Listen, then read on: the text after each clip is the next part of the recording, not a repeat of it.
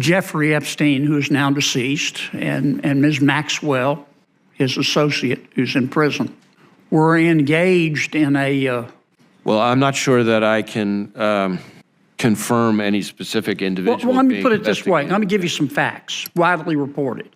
Jeffrey Epstein had video surveillance in all of his homes and on his private island. And there have been articles after articles from witnesses who have said he videotaped. The FBI and other federal agencies have raided his houses. Do you have those tapes? Again, I can't discuss the specifics of our law enforcement operations related to Mr. Epstein or Ms. Maxwell, but obviously we had very active investigation related to both of them. But whether it extends to other people, I'm not sure that's something but here, comment on. A suit was filed yesterday against one of those prominent people by one of the young women sex trafficked, allegedly, said he was part of the ring. It's on the front page, I don't know, is this New York Times, Wall Street Journal? And we keep seeing article after article after article, and we keep hearing about prominent person after prominent person after prominent person. I just want to know if these prominent people are above the law and are going to be, and aren't being investigated, or is the FBI investigating them? Well, no one is above the law, number one. As to whether specific people are being investigated, that's not something that I, as I'm sure you can appreciate, can engage on here. We've devoted significant resources to the investigation. Is it ongoing?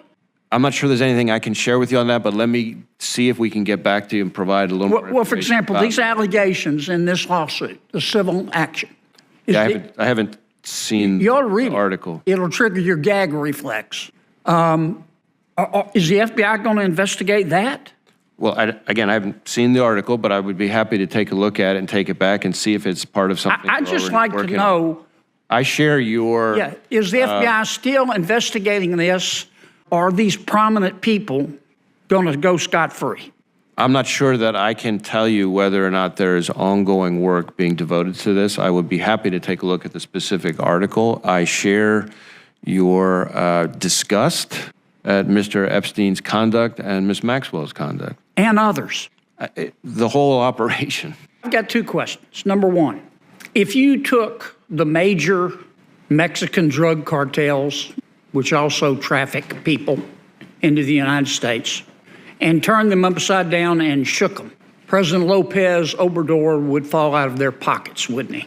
Well, I don't know that I can comment on a specific individual's corruption other than through cases that we bring. But I understand the point that you're making, for sure.